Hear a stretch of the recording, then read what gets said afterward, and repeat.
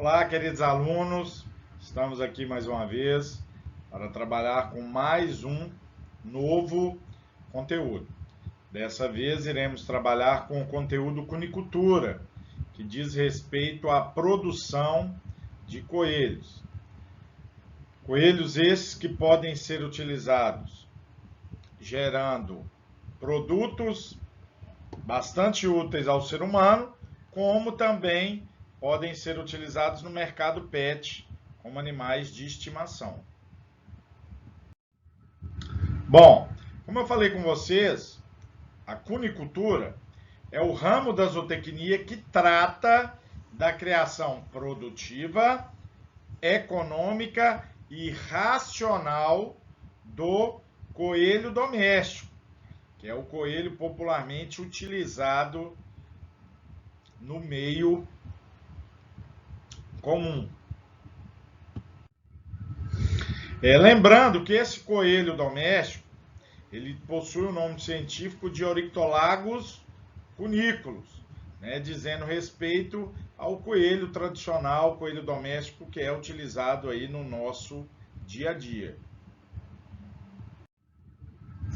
Lembrando que o nosso coelho doméstico, ele possui como ancestral este indivíduo aqui, chamado de Nurolagus rex, que viveu aproximadamente 13 milhões de anos atrás. Como que a gente sabe disso? Foi encontrado, através de achados arqueólogos, um fóssil na ilha de Minorca, localizado na Espanha, onde é possível observar traços de similaridade, principalmente aqui na região cranial, com o coelho doméstico. Fato esse que vocês podem observar nestas figuras abaixo. Observe que o crânio desse Nurolagus rex, ele se assemelha bastante ao que nós possuímos hoje em dia em relação ao coelho doméstico.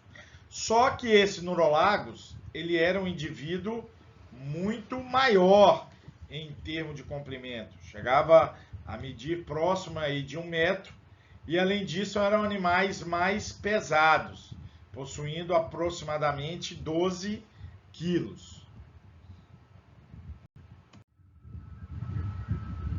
Bom, lembrando que a atividade da cunicultura, ela é bastante antiga, Nós temos registros aí de trabalhos com o coelho doméstico, o nosso Oryctolagus cuniculus, que surgiram ali na Península Ibérica, que corresponde à região onde hoje nós temos a Espanha, Portugal, principalmente. Lembrando que o coelho doméstico, ele é descendente do coelho selvagem europeu, conhecido cientificamente como Lepus cuniculus, lembrando que esses animais eles se difundiram para os países do Mediterrâneo Ocidental através de monges da Idade Média. Então, essa questão de criação envolvendo coelhos, ela começou a ter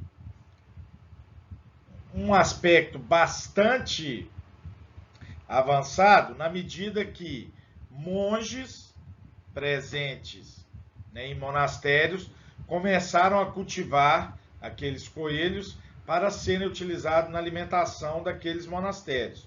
Com isso, começou-se a levar bastantes coelhos para outros monastérios, contribuindo, portanto, na difusão destes animais por todos os países que abrangem o Mediterrâneo Ocidental, ali na Europa. Para a gente ter ideia, já na Inglaterra, no século XII, o coelho já foi introduzido como animal doméstico, e não apenas como um indivíduo selvagem, ou seja, ele era utilizado além do aspecto da alimentação, uma vez que a carne é uma carne bastante saborosa e, portanto, bastante apreciada pelas pessoas. Ele começou a ser utilizado também como animal de estimação. Aqui no nosso continente, ele chegou nas Américas através dos colonizadores. Para vocês terem ideia, no Brasil, a partir, né, de 1975, o que ocorreu? No estado de São Paulo já começou-se a produzir coelhos de forma bastante econômica. Então a acunicultura, no formato que a gente tem hoje, um formato mais profissional, onde essa atividade ela gera renda, ela foi realmente composta e começou-se a partir do ano de 1975 no estado de São Paulo. Bom, além disso, nós temos aí no nosso meio nativo o coelho selvagem, né? Um parente bem próximo aí do coelho doméstico, que é o conhecido popularmente como tapiti ou candimba, que leva o nome científico de Silvilagos tapete. Então esse coelho do mato, esse coelho selvagem, esse coelho nativo, ele também é um parente próximo do coelho doméstico, assim como o coelho selvagem europeu. Lembrando que a base da nossa produção, utilizados aí nos nossos sistemas de criação, que são os nossos coelhos domésticos, são descendentes dos coelhos europeus, uma vez que nós já vimos que durante o período da colonização, quando os portugueses e os espanhóis estiveram aqui, né, descobrindo a América e o Brasil, consequentemente, o que tendeu a ocorrer? Esses colonizadores trouxeram animais da Europa que contribuíram já no processo de difusão desses animais no nosso país. Agora, lembrando que, como atividade realmente comercial e empresarial, isso começou por volta de 1975 no estado de São Paulo, como nós já reparamos. E como eu falei com vocês, o coelho europeu, ele descende diretamente do coelho doméstico, do coelho selvagem, né, que é esse indivíduo que está sendo observado nesta figura abaixo. Bom, vamos falar um pouco sobre o panorama da cunicultura no Brasil e no mundo, né? Alguns aspectos importantes em termos de produção de coelho em nosso país e em uma escala globalizada, ou seja, no resto do nosso planeta. Por que seria interessante nós criarmos coelho? Primeiro, é uma atividade que trabalha com princípios sustentáveis. Vamos lembrar quais seriam os princípios da sustentabilidade? Primeiro, ela tem que ser uma atividade rentável, né? Ou seja, o produtor ele tem que sobreviver às custas daquela atividade. Ela tem que gerar renda. Além disso, ela tem que ser uma atividade ambientalmente correta. Esse é um aspecto importante. Na medida que a atividade ela não se sustenta do ponto de vista ambiental, eu não consigo me sustentar naquela atividade durante um período prolongado. Então, a atividade de cunicultura, quando ela é desenvolvida de maneira correta, respeitando princípios ambientais, ela se sustenta. E além disso, ela tem que contribuir no processo de quê? No processo social. Ela tem que contribuir com a melhoria de vida do homem do campo, do produtor. Ela deve oferecer, possibilitar ofertas de empregos, contribuindo também com a melhoria da qualidade de vida do homem rural e evitar problemas relacionados ao êxodo rural, que é um problema marcante que nós temos constatados atualmente em nosso país. O que acontece? O pessoal sai da atividade do campo para tentar a vida nas grandes cidades. E aquelas pessoas que estão acostumadas a viver no ambiente rural, eles têm uma dificuldade muito grande em se adaptar à vida nas grandes cidades, ficando muitas vezes à margem, ou seja, marginalizadas em estas cidades. Além disso, é uma atividade que possibilita um alto retorno financeiro, uma vez que esses animais são animais altamente prolíficos. O que seria isso? São animais que apresentam elevada produtividade, ou seja, é um sistema que rapidamente eu consigo obter um plantel bastante interessante. Além disso, existe a possibilidade de aproveitamento de coprodutos, que são aqueles outros produtos, né, produtos suplementares obtidos da atividade da cunicultura. Então nós temos a pele, né, os láparos, que são bastante utilizados em laboratório, a urina, muito utilizado na indústria de cosméticos, por aí vai. Esses são alguns exemplos de coprodutos que são utilizados aí na indústria. Além disso, nós já falamos a questão ambiental dessa atividade. É uma atividade que causa um baixo impacto ambiental ao meio ambiente, além de possibilitar com que eu possa trabalhar em pequenas áreas. Então, muitas vezes o produtor ele não tem uma área muito grande disponível para poder estar trabalhando com sistemas de produção animal que exigem animais de um porte maior, mas ele pode estar retirando uma renda bastante satisfatória, aproveitando um espaço de terra mais reduzido. É um aspecto interessante, diz respeito ao mercado pet, né? Ou seja, eles são hoje em dia muito utilizados como animais de estimação. Não somente as raças maiores, mas principalmente aquelas raças com tamanho mais reduzido, principalmente aquelas raças polonesas. E além disso, é uma atividade que ela demanda uma pequena mão de obra, podendo ser amplamente utilizada na agricultura familiar, que geralmente é uma atividade que demanda uma mão de obra mais reduzida. Então, somente ali, com a mão de obra familiar, vocês conseguem estar tocando essa atividade de uma maneira bastante tranquila. Bom, com relação à estrutura atual da cunicultura brasileira, né, nós temos criadores localizados principalmente na região centro-sul do Brasil. Vocês observem aqui através dos gráficos que nós temos um número significativo de produtores no Rio Grande do Sul, região de Santa Catarina e Paraná. E no restante, né, uma produção satisfatória, principalmente na região sudeste, em Minas, São Paulo e Rio de Janeiro. Além disso,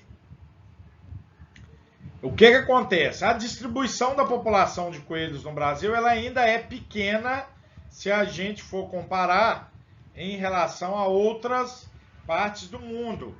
É uma atividade que ainda tem muito a crescer e a cadeia ela ainda é desorganizada.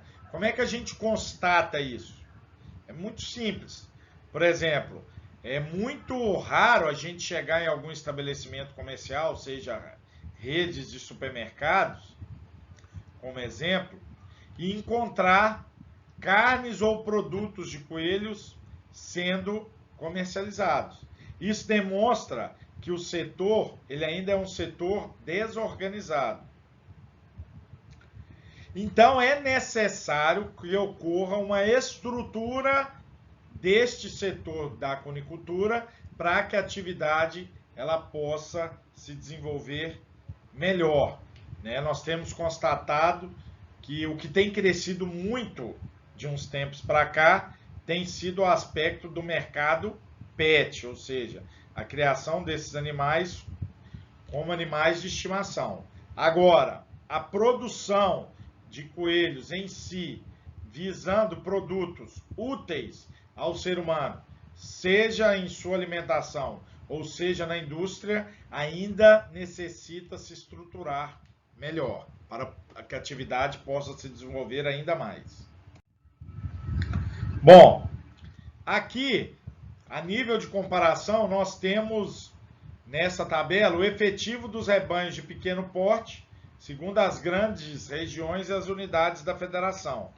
Então, foi comparado a criação desses animais com principalmente aves, né? Galos, frangos, pintinhos e codornas. Vocês reparem que ao compararmos a produção destas aves em relação ao coelho, a produção de coelho no nosso país ela ainda é bastante reduzida em comparação a esses mercados, que são mercados, né, são cadeias muito mais organizadas. E por que geralmente a gente faz a comparação da carne do coelho com a carne de aves? Que é uma carne considerada branca, né? Inclusive ela pode entrar no mercado em competição com a carne de aves.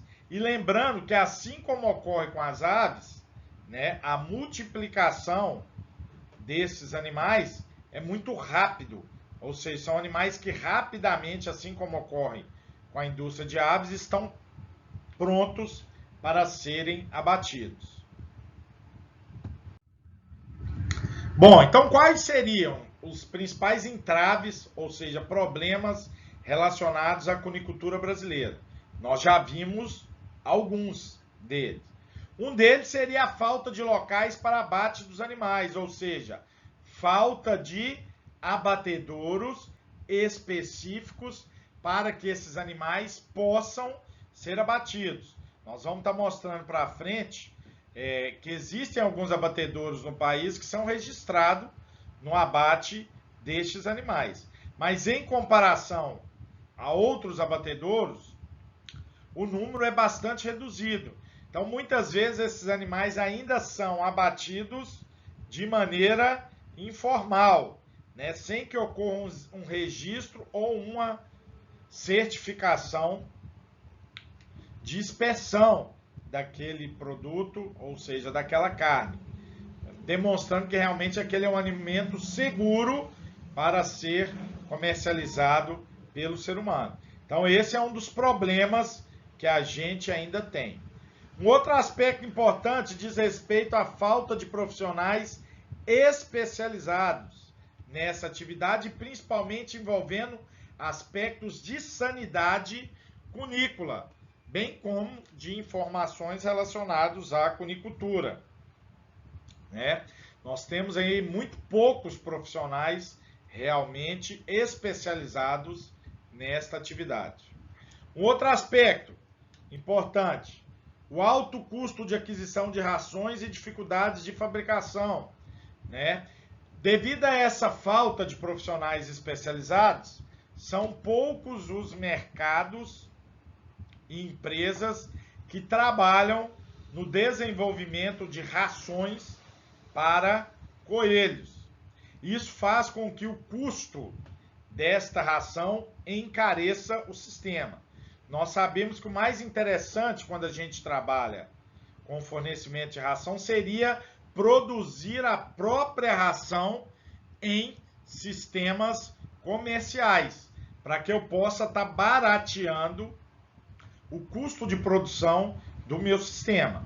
Lembrando que a alimentação animal, a nutrição, ela pode corresponder, dentro do custo de produção, até 80% deste custo. Então, qualquer economia que eu consigo no quilo de ração produzido, lá no final vai dar uma diferença muito grande no meu retorno dentro desta atividade ou dentro de qualquer atividade que envolva a produção animal. E devido ao fato que nós temos poucos profissionais especializados, nós temos aí uma dificuldade de encontrar nutricionistas que formulem rações para que possam ser fabricadas em fábricas de rações dentro das propriedades. Um outro aspecto, ainda falta muita oportunidade de financiamento ou apoio governamental dentro desta atividade, né? É uma atividade que você vê muito menos aporte relacionado à questão de financiamento do que em comparação a essas produções mais tradicionais, como bovinocultura, suinocultura e avicultura, por exemplo. Um outro aspecto importante é a baixa disponibilidade de literatura específica e pouca informação dos conicultores. Então a gente tem muito pouca literatura presente na língua portuguesa, uma vez que a cadeia ainda é uma cadeia desorganizada, tem muito a crescer e necessita ser melhor estruturada para que esse crescimento ele possa realmente se concretizar. Então, como eu falei com vocês, aqui nós temos algumas regiões onde possuem abatedouros que são autorizados no abate e certificação e inspeção desses animais. Então nós temos na região Nordeste apenas um, e você vê que grande parte deles estão concentrados ou na região Sudeste ou na região Sul, demonstrando ainda que isso é uma atividade que requer uma maior estrutura, uma maior organização dentro da sua cadeia. Bom, além disso, o mercado e comercialização dos coelhos, como que ele funciona? Né? Quais são os produtos ou coprodutos que podem ser utilizados dentro dessa atividade? Bem, nós podemos trabalhar com venda de neonatos, ou seja, coelhos recém-nascidos, chamados láparos, que são muito utilizados, né, como cobaias de laboratório. Nós podemos estar abatendo esses coelhos para produção de carne, de pele, né, que são produtos aí muito couro, que são produtos bastante interessantes. Podem ser utilizados como reprodutores, né, ou seja, reprodutores para serem utilizados em plantéis, na produção de couro, é um couro de muito boa qualidade. Produção de esterco, é um esterco que ele tem, assim como ocorre com o esterco das aves, uma riqueza maior em nitrogênio em relação ao esterco, por exemplo, que nós obtemos na bovinocultura. Além disso, eu posso estar trabalhando com peles industrializadas. Nós já falamos que essa pele, esse couro, ela tem um valor bem interessante, uma vez que é um material de muito boa qualidade. Esses animais podem ser abatidos vivos para corte. As peles, elas podem ser curtidas. E além disso, existe uma raça chamada raça Angorá, que ela produz um pelo, ou também chamado lã, mas a melhor definição seria pelo, de muito boa qualidade, né, que pode ser utilizado aí também pela indústria. Mini coelhos tem crescido muito, utilização de mini coelhos, que são utilizados principalmente dentro do mercado pet, né, principalmente aqueles oriundos de raças poloneses, que tem um tamanho mais reduzido, e a urina, que é muito valorizada na indústria de cosméticos. Então, dentro do aspecto envolvendo a comercialização desses animais, nós temos esses produtos aí de maior importância. Então, dentro disso que nós vimos, nós podemos trabalhar com 3 grandes centros relacionados à comercialização. Primeiro, a genética. Nós vimos que nós podemos trabalhar com aspectos envolvendo reprodutores e matrizes e fornecer a venda desses animais para melhorar plantéis de outros produtores que queiram melhorar a genética do seu plantel. Além disso, nós temos o mercado envolvendo a produção desses animais, onde é importante estar inserido dentro dessa produção, tanto a produção de produtos diretos como coprodutos. Então, como coprodutos, nós podemos ter venda de esterco, venda de urina, venda de animais vivos, venda de pelo ou lã angorá. E temos, por último, aqueles animais que vão ser abatidos, né, visando a comercialização da carne e também das vísceras. Então, nós temos a venda, por exemplo, do coelho inteiro ou dividido em cortes. Temos a venda de sangue e cérebro, né, muito utilizado na indústria de processamento de farinha de carne, que pode ser utilizado na alimentação, por exemplo, de peixes carnívoros. Temos aquele processamento de coprodutos, né, venda de patas, orelhas e peles oriundas do abate desses animais. E temos também o processamento da carne, né, em mercados mais estruturados. É comum encontrarmos vendas de hambúrguer à base de carne de coelho, de linguiça, molho, presunto e dos cortes nobres em si.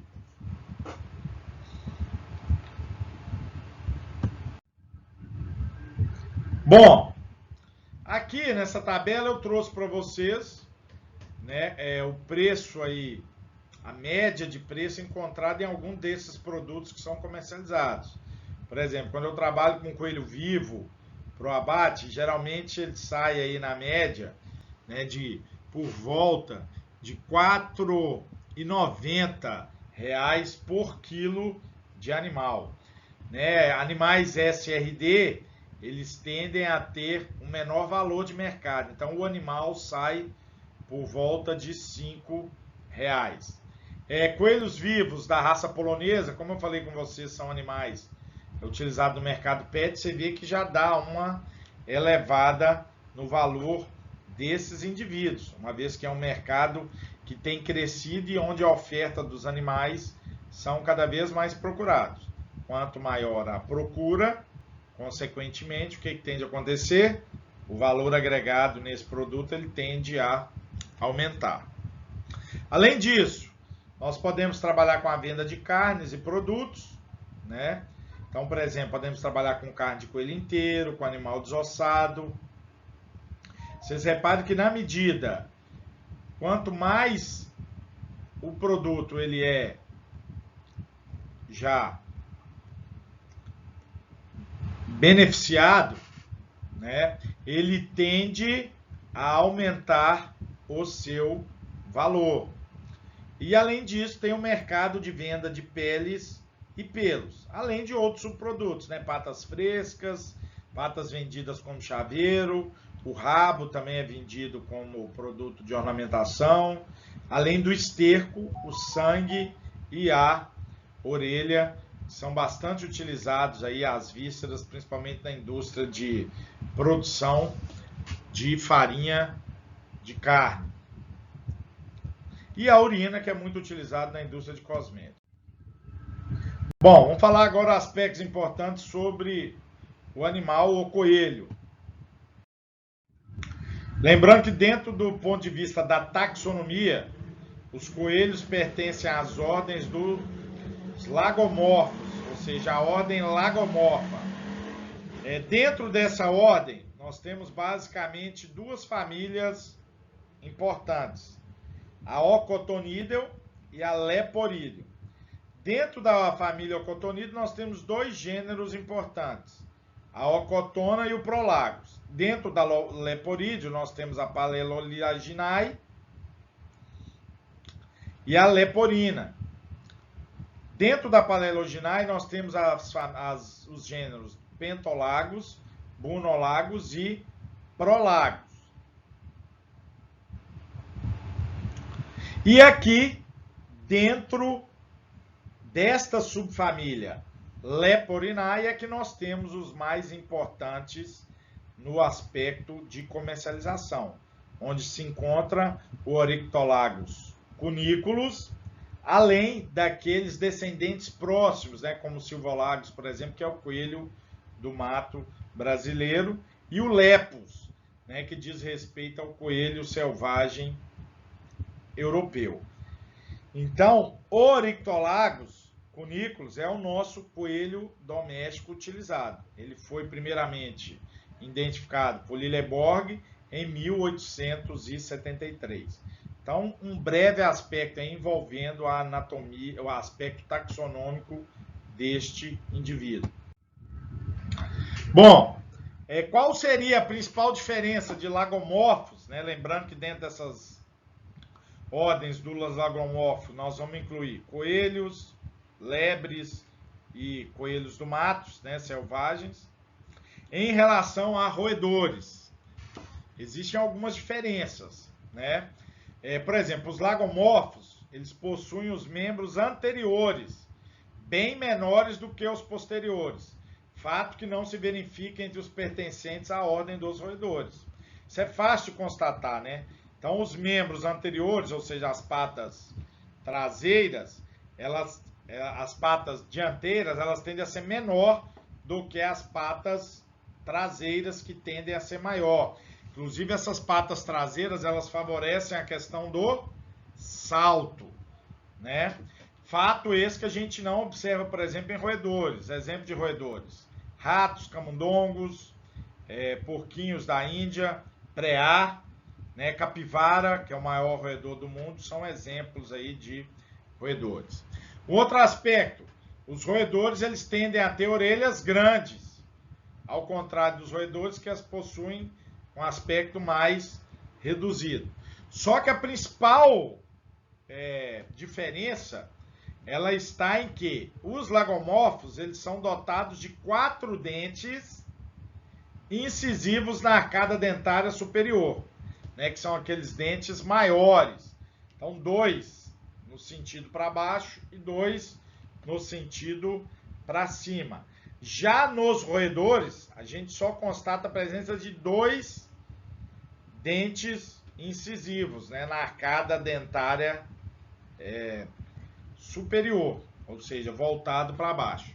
E lembrando que ambos possuem dentes com crescimento contínuo, necessitando do desgaste. Então, por isso que volta e meia você observa tanto um roedor quanto um coelho sempre roendo alguma coisa. Por quê? Porque é necessário com que ocorra um desgaste naqueles dentes, porque eles não param de crescer. Característica dos coelhos. Então, como eu falei com vocês, eles são animais das ordens dos lagomorfos, portanto, da família dos leporídeos. Apresentam cauda curta, orelhas e patas compridas. São animais bastante dóceis, sociáveis, interativos e também brincalhões. São encontrados em muitas regiões do nosso planeta, além de serem animais altamente prolíficos. Vamos lembrar o que é prolífico? São animais altamente produtivos, né? Possuindo mais de um cio por mês, né, em um período de um mês. Ou seja, né, em um período de aí, próximo de 40 dias, a gente consegue observar 2 cios nesses animais, o que já nos mostra realmente o nível de prolificidade que ele possui. Com relação à característica dos coelhos, eles apresentam, né, a arcada dentária com 28 dentes. Além disso, possuem 5 pares de tetas, ou seja, totalizando no total 10 tetas. São animais multíporos. O que é isso? Quando eles parem, né, as fêmeas, o que acontece? Nunca vai nascer somente um láparo, e sim vários láparos por vez. Crescimento e multiplicação são bastante rápidos, né? Nós já falamos aí do aspecto dessa prolificidade e do desenvolvimento desses animais. Apresentam olfato e paladar bastante desenvolvidos, isso é um aspecto importante, principalmente no fornecimento de material de qualidade, uma vez que quando eu não forneço alimentação com qualidade, esses animais tendem a rejeitar em função desse olfato e paladar ser bem desenvolvido. Nascem sem pelos, né? Depois, ao longo do tempo, os pelos eles vão nascendo. E as orelhas possuem tamanho e posição de implante nas suas cabeças variam, né? Nós podemos ter animais com orelhas voltadas para cima ou animais com orelhas voltadas para baixo. O mais comum é voltado para cima. Bom, além disso, é um símbolo, né, da Páscoa, um dos principais.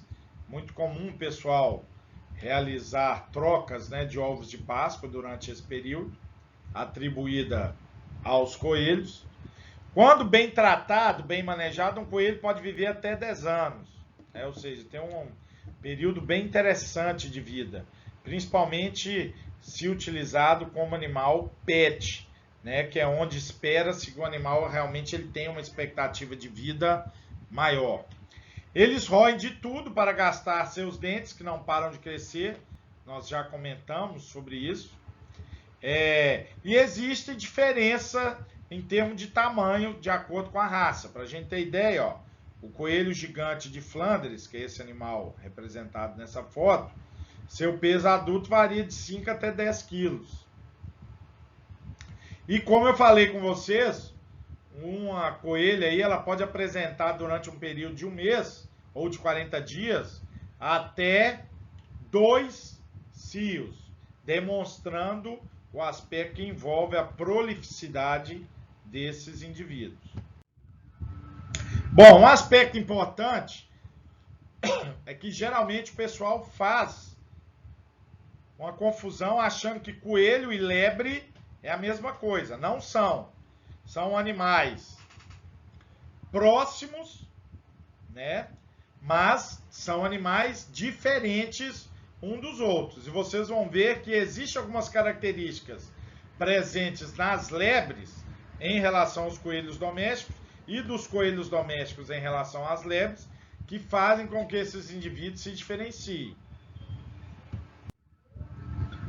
Então, primeiro, no coelho doméstico, a gestação varia de 28 a 30 dias, ou seja, média aí de um mês. 30 dias, o animal ele já vai estar parindo. Em termos de número de indivíduos, pode variar de 1 até 18. 1 é raríssimo, né? Uma vez que nós já vimos que esses animais são animais múltiplos, ou seja, tendem a ter vários partos e nesses partos nascem mais de um animal, né? Mais de um láparo. Então existem relatos aí de até 18 láparos por nascimento. O comprimento da orelha é menor do que o da cabeça nesses animais. Bom, já na lebre a gestação ela dura um pouco mais, próximo aí de 40 dias. E o número de filhotes é mais reduzido, né? Então é comum nesses indivíduos a gente ter aí de 1 a 4 filhotes. E com relação ao comprimento da orelha, ela é sempre maior do que o da cabeça, ou seja, são animais que possuem uma orelha bem maior em relação ao coelho doméstico. Aqui, mais uma vez, para reforçar, né, questão de diferenças. Então, nascem sem pelos, nós já vimos, e a lebre ela nasce com o corpo coberto por pelos. Período de gestação média de 40 dias, nas lebres 30 no coelho doméstico. Isso aqui é outro aspecto importante, os coelhos nascem de olhos fechados e as lebres já de olhos abertos. Isso se deve a quê? O fato de que as lebres já nascem com pelos e com os olhos abertos. Ao habitat a que esses animais estão inseridos, estão presentes.